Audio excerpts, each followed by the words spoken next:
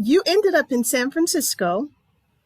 I want you to tell me about that. And now you're down under. So right now you're talking to me from Australia. Hi. That's And so right. for you, it's morning time. And for me, it's mid-afternoon, That's late right. afternoon. So how did you get And to San Francisco? well, after I finished college in Houston, I knew I didn't want to stay there. And we were living in one of the worst areas in Houston. And I think it still is. It was called Bloody Five. So that tells you a lot. Bloody Five. And so I decided I wanted to do something different. So I started looking for work. And my sister had moved to uh, the Bay Area. And so she sent me a job description, a job opening. And it was for a teacher. And believe it or not, it was with the Black Panther School Wow. in Oakland. Wow. And what I thought, and this is the truth, this is how naive and silly I was. I thought it was a zoo, and I was going to be teaching animals, panthers. That's no lie. So I arrived, and I mean, there were people. I wish I would have been more intelligent and aware, but I was naive. Uh, Newton was there. He was in charge of the school. Erica Huggins, and just a string of other people were all around, and they were just like taking care of this little big-headed boy and being really nice. And I didn't know who they were, but it was the best school I ever taught at. It was an all-Black school, and there were two teachers to every 15 kids. I'm still friends with the teacher that co-partnered with me. She lives in Maryland. This shaped me for what I wanted to do in terms of education and being involved with communities, because I've never, ever again seen anything so well done and so organized. It was a long day. It was 8 a.m. to 6 p.m. because you ate with the kids for breakfast, lunch, and dinner, and it was a family. And I had never seen that before. So that's what really brought me, And you know the interesting fact about that, listening to that, you were in a part of history and didn't know it. and didn't know it. Isn't that amazing?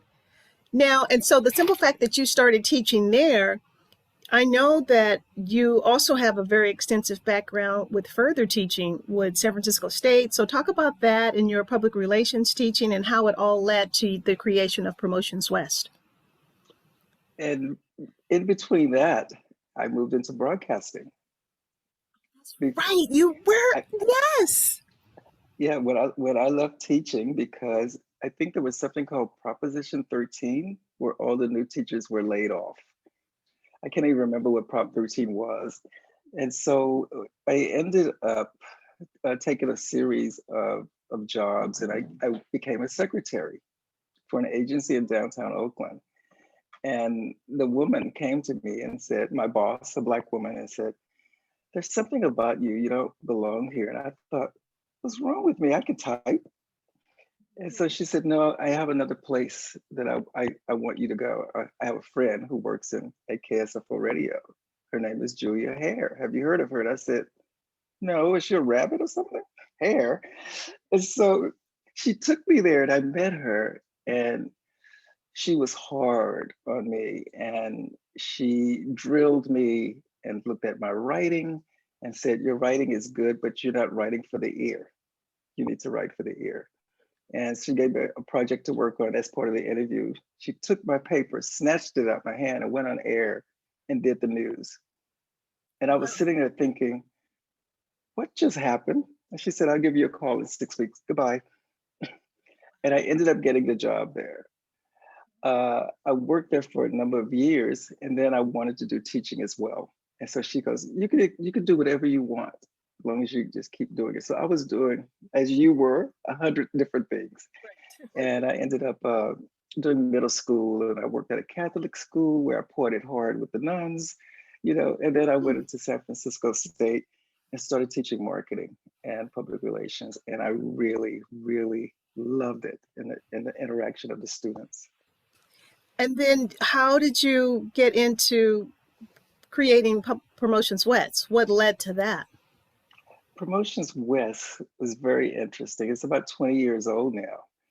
And what I started seeing was that community-based organizations, and especially of color, were being ignored by white advertisers and people doing marketing, or they wanted to charge them a fortune just to work Yes. with them.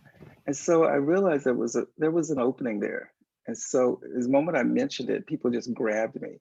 And I realized how easy it was to actually promote the good work that they're doing. And that way they could get more funding for the community. And that's really how I got started.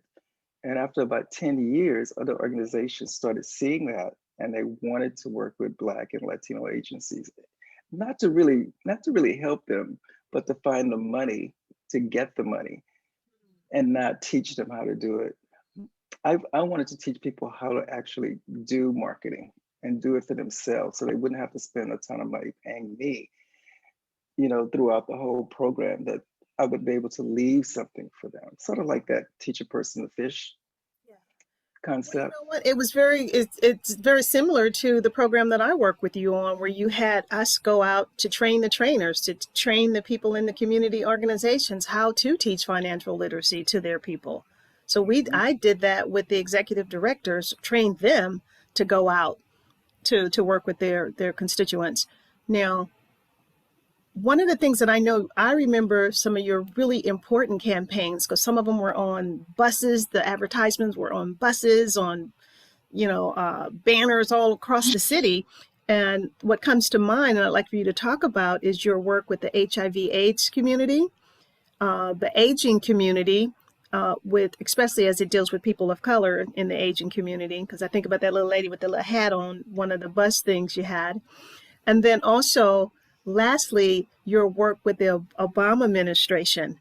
And I definitely want you to talk about, when you talk about the Obama administration, that process that you went through to get in, because I thought that was fascinating. So start off first with the HIV. Talk to us about that. The HIV, I'd worked in HIV for many years since the very beginning. And I, this is interesting to me because the reason I became such a fighter in the field, especially for Black people, because I worked at the San Francisco AIDS Foundation, Mm, where they refused to let me do outreach to people of color. And people laugh now and go, "You're making it up," but I'm not. They said that Black people and Latino people and Asian people did not contract AIDS, and that they were immune to it. And I said, "How could that be when they're all sleeping with each other?" And so I was sort of held under a box for many years. And then I left and started working with other community-based organizations. I've been with a number of health departments, San Francisco, Contra Costa, Alameda County, and it's very interesting. And I know this program is not about racism and discrimination, but the racism that exists even today in organizations that are providing care to people of color is frustrating to me. And throughout my entire life, I've been fighting against that. But I, with all of that said, I managed to do some really exciting and fun campaigns. The woman with Miss Ellie Josephine was a woman that I found who was outrageous. And we developed this campaign, and I had to put my business on the line for that because I was told that we don't want this kind of campaign. We want a campaign of two Black men holding hands. This was many years ago. And so I went to the community and conducted 15 or 18 focus groups with Black people. And they said, that's not what we want to see. We want to see a grandmother actually telling us, like old grandmothers used to do. And I said, what about a grandfather? They said, don't make us hit you in the face, grandmother. So I found this woman, Josephine, and she came for a photo shoot, 5 minutes photo shoot. She was already dressed with the hat and the colors yes, and everything. exactly. And the campaign became her. She took to 3rd Street in the Bayview, started singing in the streets, preaching about it, signing autographs. I said, Miss Ellie is just a fictional figure. She goes, shut up, boy. And And the campaign was so successful just to educate people about what it was, because we weren't getting the correct information. It has been so many. I mean, we did one with dogs. That was one of my favorite ones, Dogs Are Talking. And it was designed to do dogs one year, cats the second year, because people are really attached to their pets. They will spend $1 million on pet clothes and treats.